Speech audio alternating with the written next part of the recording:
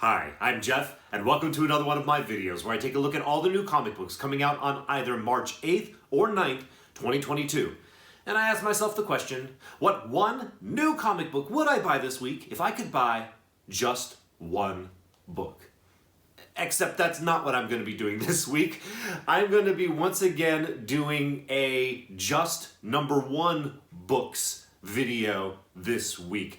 This week really doesn't have any books that really jump out at me as a just one book pick, although one little one that I'm going to mention at the very end of the video that you might want to stick around for that would be a contender. But because I don't exactly have a pick this week, I'm going to focus on 8 this week new books that are coming out this week that I want to put on your radar. I'm probably going to do it with very little commentary because I want to get through all of them as quickly as possible.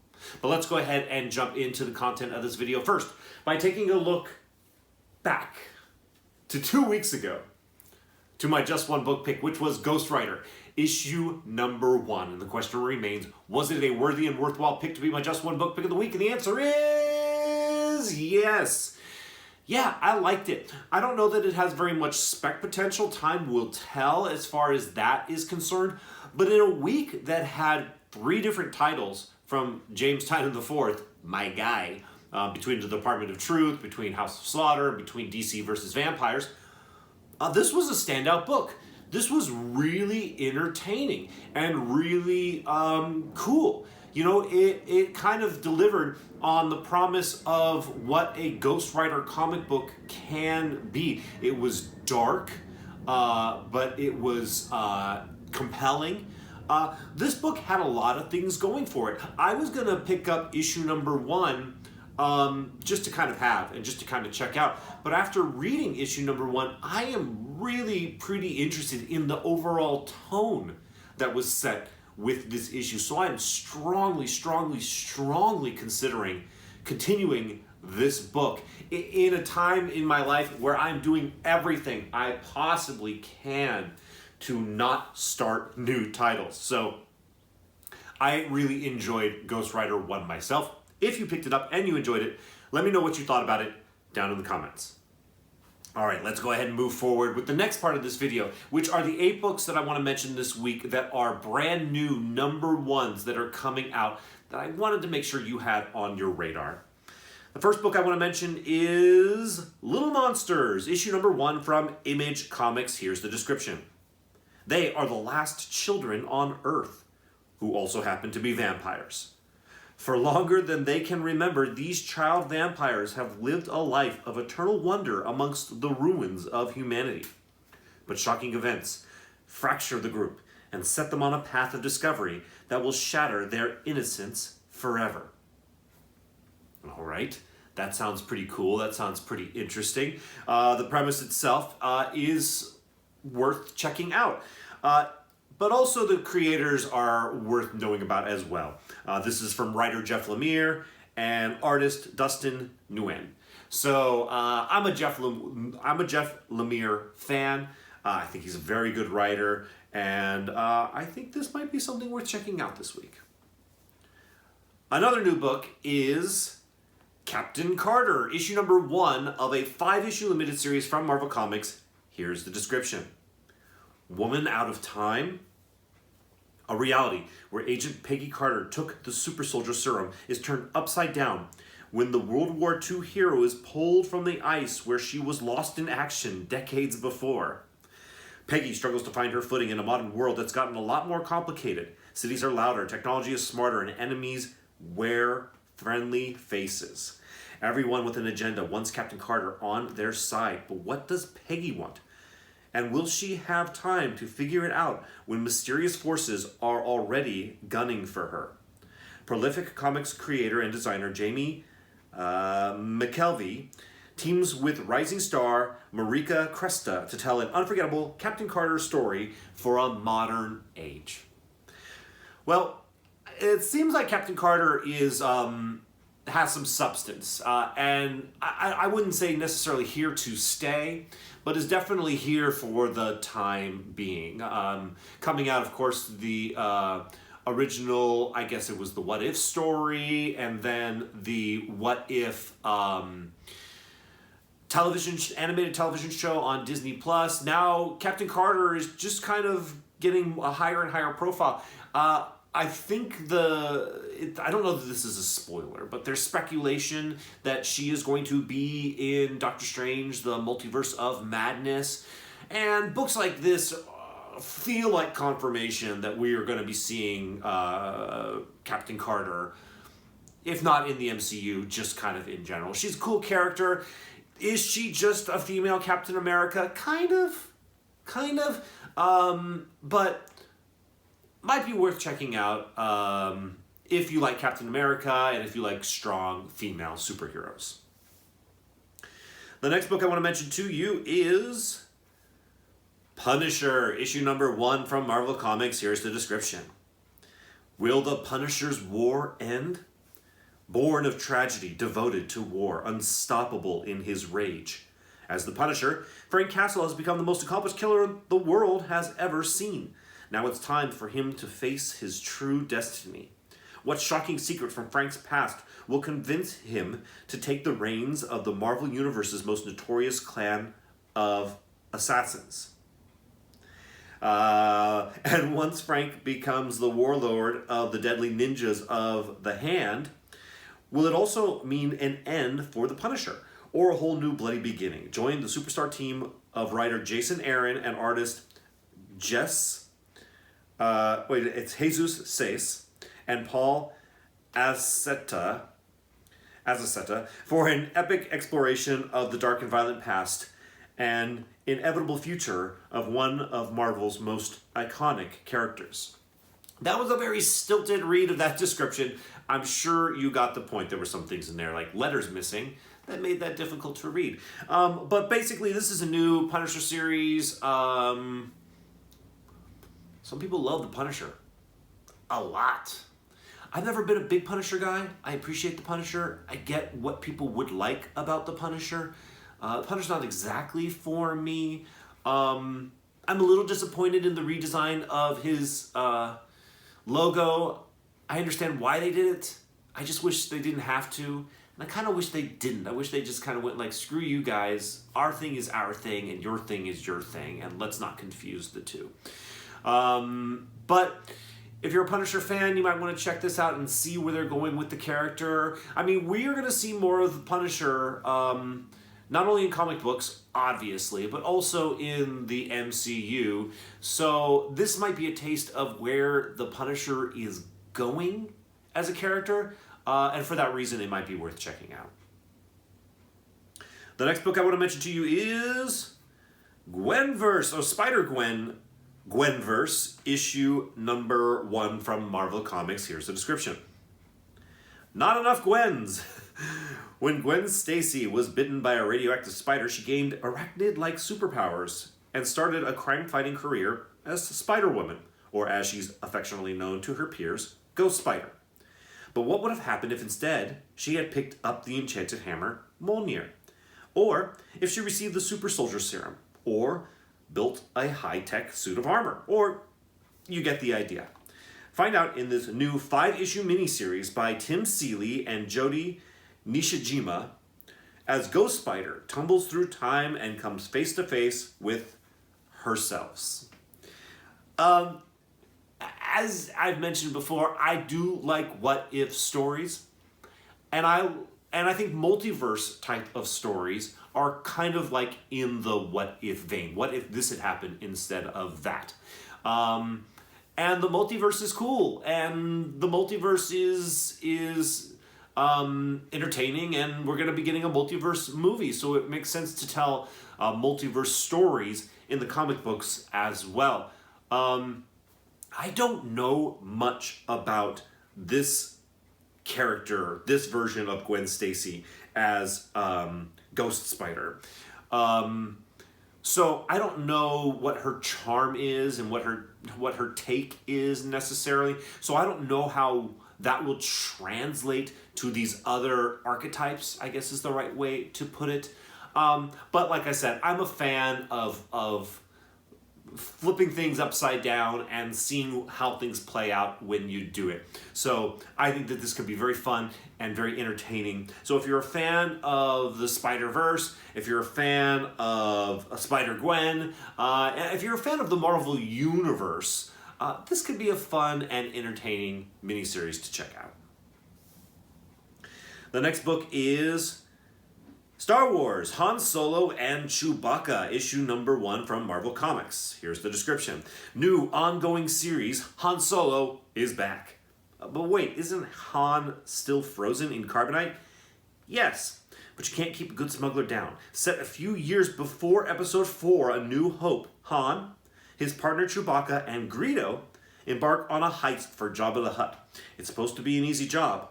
What could possibly go wrong? Well, for starters, how about a reunion with the very last person Han expected to see? The last page is a jaw-dropper. Well, here's the deal about this book. When people talk about their favorite characters in Star Wars, they don't necessarily always go straight to, like, Luke Skywalker. They mention characters like Han Solo. Han Solo is a great character.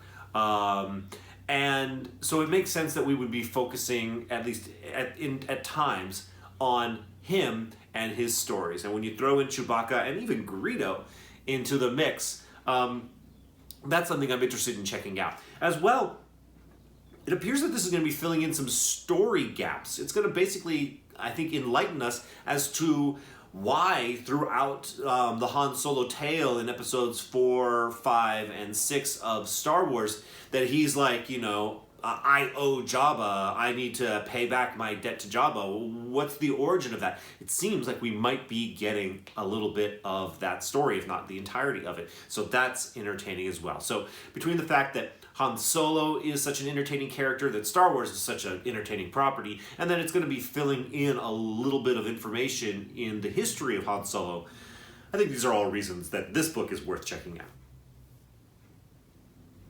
The next book I'm going to mention to you is, I shake my head already, Betty Page, The Alien Agenda, issue number 1 from Dynamite. Here's the description. Poor Betty Page has barely finished up her latest adventure and gotten back to modeling when duty calls once more. Seems there's something funny going on in a place called Roswell, and it's up to Betty to investigate. There's a catch this time. Though, the United States military might be putting Betty on the case, but they can't allow the existence of said case or Betty. Instead, our marvelous model is given a crack team of assistants to help her go where no woman has gone before. Fresh off scribing Betty Page and the Bigfoot Bandits, this spaceship is steered with a purpose by fan favorite Ani Mia and illustrated with only the finest stardust by Cellar. Yeah. All right, well, I mentioned this one. This one falls into the kind of absurd category this week. If you're looking for something kind of absurd, and that's just purely fun, campy, silly fiction, maybe Betty Page and figuring out what's going on with aliens might be the book for you. I don't know. I never mentioned Dynamite. It's a new book, had lots of interesting covers. Betty Page and aliens. I figured why not mention it. Okay, the next book I want to mention to you is Hit Me, issue number 1 from AWA Studios. Here's the description. A high-octane crime thriller from Krista Faust and Priscilla Petraeus. Lulu has a very unique profession. She gets paid by the bruise. When she is witness to the execution of one of her regular clients, she escapes into the night with a briefcase filled with diamonds and a pack of killers on her trail. Navigating the dark underbelly of decaying early 90s Atlantic City, one step ahead of her pursuers, Lulu must call upon every one of her street-born instincts and underworld connections in what will be the longest and possibly last night of her life.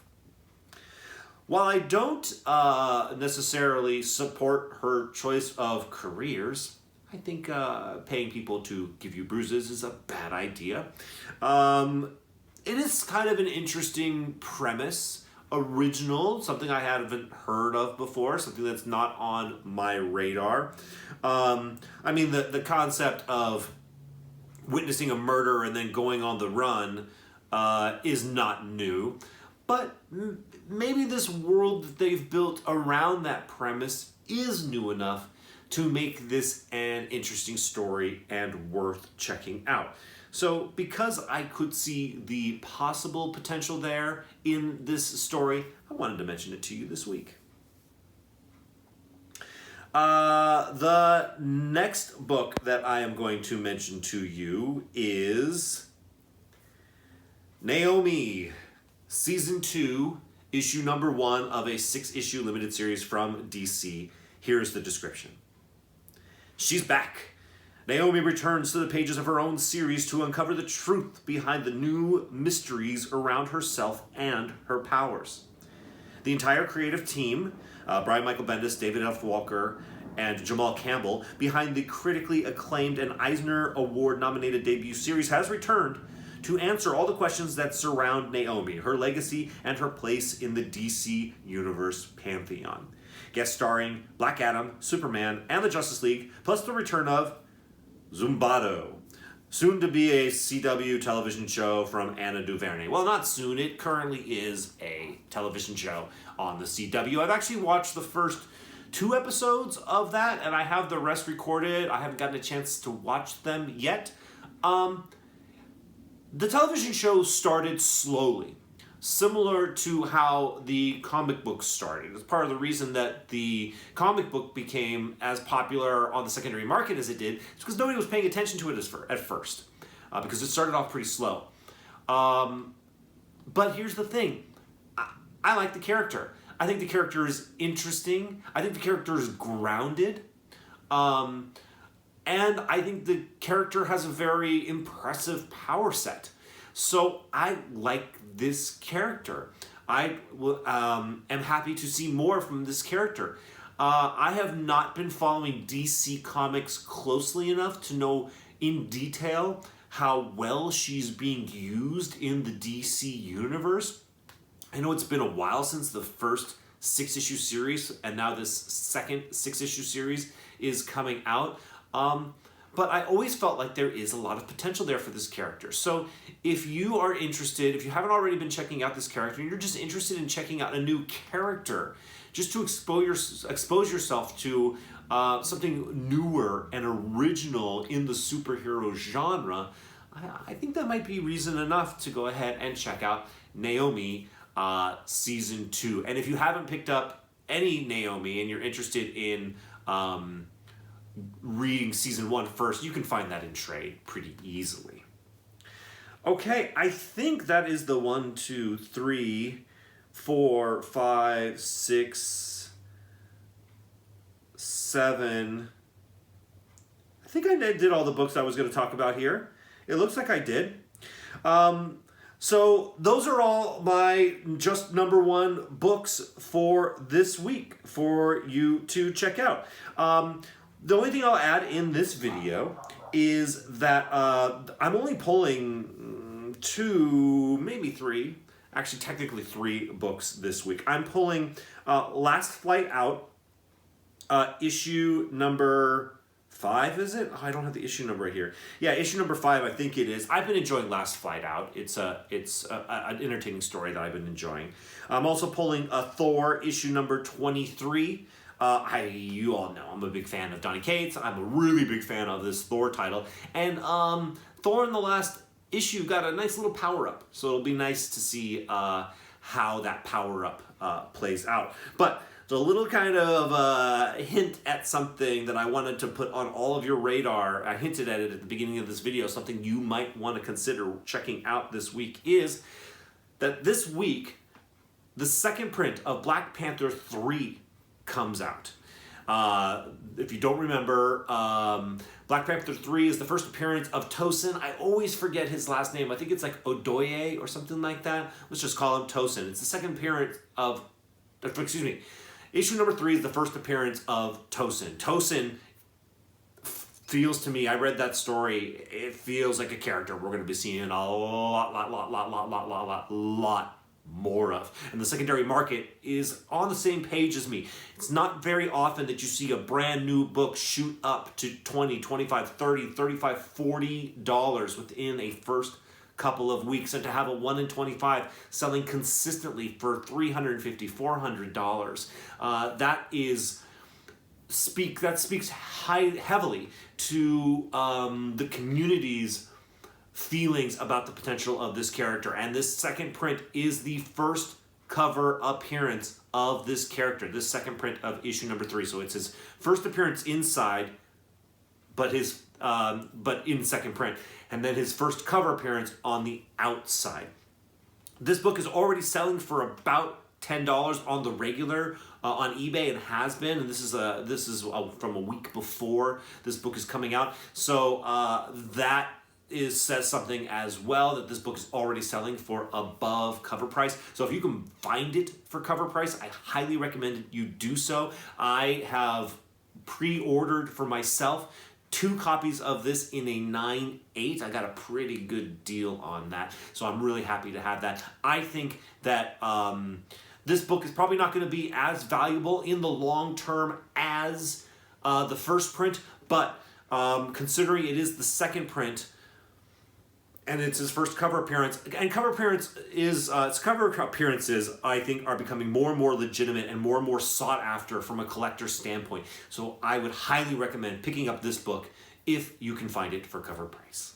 Okay, that's my content this week. Thank you all so much. If you like this video, likes are appreciated by me. I highly recommend, as always, that if you haven't subscribed already, that you subscribe and hit the notification bell. Once again, thank you so much for watching this video. I'll see you in the next one.